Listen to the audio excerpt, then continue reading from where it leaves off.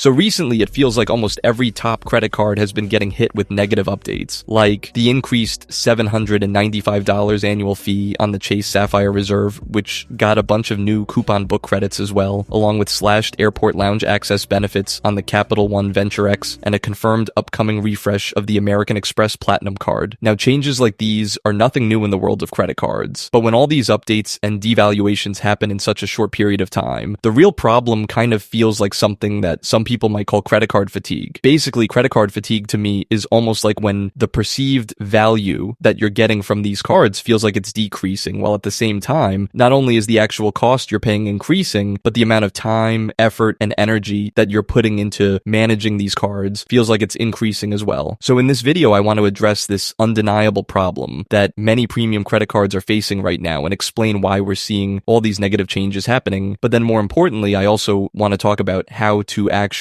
fight back against these changes, as well as what I'm personally doing to focus more of my credit card strategy on sort of simplifying things while still getting maximum value back from all my spending. Alright, so to start things off here, let's talk about why all these credit card issuers are switching things up with their most popular cards lately. And you might be able to break down their main reason for doing this into one word, which is profitability. There's a really interesting article from the website View from the Wing that I'll link to down below about what potentially went on with the recent relaunch of the Sapphire Reserve. And in the article, what they talk about was how the old version of this card was successful with attracting young, affluent cardholders, even though the card itself wasn't really too profitable for Chase. Now, credit card issuers can sometimes strategically position certain products as loss leaders that might actually lose some money in the short term while then bringing in other business that makes them more money. But I think that after a long enough time period of a credit card losing money, eventually the issuer is going to want to make some adjustments to go more towards the direction of profitability. Now, to understand how they might go about doing this, to give us some clues about what's going on behind the scenes with all these recent updates, we have to talk about the three main revenue drivers for these issuers. Number one, there's fees that cardholders pay, which can include annual fees, late payment fees, and stuff like that. Number two, there's interchange, which is actually just like another fee of around 1 to 3% of each transaction that merchants end up paying issuers and payment networks, so that way they can accept credit cards. And then number three, there's interest, which is what cardholders who carry a balance from month to month are going to end up paying for borrowing that money and then not paying it back right away. However, as many of you know, if you watch my channel, that interest revenue can be avoided entirely by simply just paying off your credit card statement balance in full every single month before the payment due date. And so when you think about the types of people that issuers are targeting to use their top premium credit cards, you can actually start to make some educated guesses about what revenue sources might not be so great. For example, credit cards like the Sapphire Reserve, the Venture X, and the MX Platinum. These are all going to be targeted towards customers that have higher credit scores and higher incomes on average. So they may be more likely to be in the habit of paying off these specific cards in full while also having the income to then sustain that habit over time. That means potentially less interest revenue for the credit card companies, which again was just one of those three main sources. But that might be fine if the revenue from interchange and other fees is high enough. However, looking at interchange on these high-end cards specifically, depending on the credit card and depending on the spending multipliers it offers, issuers might be able to see that they may have been paying out too much in points relative to those interchange fees, which is not going to be sustainable for the long term. So if we take a look at the Sapphire Reserve, one of the biggest changes that actually just happened when Chase decided to refresh this card is that the 3x points multiplier that was going to be earned when booking all travel is gone now. And instead, that was replaced with a 4x multiplier on flights and hotel stays booked directly. I know that might sound like an upgrade on the surface to some people, and I'm sure it's going to be. No longer able to earn 3x back on other areas of travel spend, including cruises, parking, tolls, trains, and a bunch of other stuff. So by getting rid of that 3x multiplier on all travel, sure, there's still going to be some optimizers out there who get more value with the 4x multiplier, but Chase knows there's also going to be a lot more of the general population that's still going to continue using this card for other travel stuff that now goes down to only earning 1x back. Long story short, but Chase was probably paying out too much in points across several different category multipliers on the Reserve card, which was offsetting interchange revenue too much. So by cutting back on the points that they're giving out in the travel category and then sort of also shifting the card to be more of a travel and a lifestyle product with some other updates, now they're likely much better positioned to be more profitable in relation to interchange fees. But then that's going to lead us to the revenue from other fees, which is the third main revenue driver driver on premium credit cards. And this whole part of the credit card business is really what's so important here when it comes to actually understanding all these changes and then developing a plan to fight back against all this stuff, which I'm going to talk about in just a minute. Before we get to that though, if any of this stuff about credit cards sounds confusing, then make sure you subscribe to my free newsletter called Wiser Wallet, which was previously called Bronze Wallet. With that newsletter, our mission is to help people optimize their everyday finances, save money, and live life to the fullest through travel and experiences that fit their budget. So to do that, we send out weekly emails with current deals on how to redeem points and miles along with a whole bunch of other different trending news to make you wiser about your wallet. Again, that newsletter is completely free, and when you go ahead and sign up using the link down below, we're going to go and add you to our list and also give you a complimentary 7-day email course on points and miles 101 to say thank you. So make sure to go ahead and check that out at the link down below. Now, recently, the common trend on premium credit cards seems to be to increase annual fees roughly every 4 years, while also adding a whole bunch of other new credits to hopefully justify the higher cost. And we've really seen AMX pioneer this trend on products like their Platinum and Gold cards, with the last updates to those coming in 2021 and 2024 respectively. Doing this accomplishes two things. First, it obviously collects higher annual fee revenue at the start of each cardholder's anniversary year, but then second, it also allows the issuer to then retain more of the annual fee revenue as profit, partly because of that higher fee and partly because many of the credits they're paying out to customers are going to be from partners who then help to fund a lot of this stuff. Just look at the credits from brands like Dunkin', Uber, Hulu, Saks Fifth Avenue, and more that we're seeing from MX. And then credits from brands like StubHub, Apple, Lyft, and Peloton that we're seeing from Chase. So all those credits could give some people out their value, but it doesn't really cost the issuer that much to offer them because they're basically just going to be like another form of marketing from those brands that they get to do by partnering with these credit card issuers. Brands and issuers also know there's going to be high levels of breakage on these credits, or in other words, high levels of unused credits, which is good for the issuers. So yeah, even though there are some good general travel or dining credits on certain cards, the branded credits here are going to be a clever trend that I think we're going to continue seeing from issuers. All right, so now how do you actually fight back against all these changes that are happening right now and probably will continue to happen into the future? So number one, I would say to always make sure with any credit card you're getting, you got to run your numbers and know your options. Basically, you want to sort of tune out the noise from other people out there on the internet, including me, and you really just got to focus on understanding these new card updates within the context of your own normal spending habits. So if you're an existing card holder on a credit card that's going through a refresh, you need to calculate what's called your effective annual fee before any changes were made to that card. And then you want to make sure you go ahead and run the numbers again after those changes go into effect. If your effective annual fee is going up, then the changes are probably bad for you. But if your effective annual fee is going down, then you might actually be able to benefit from these changes, even if most other people out there are upset. Because like we always say, your mileage, M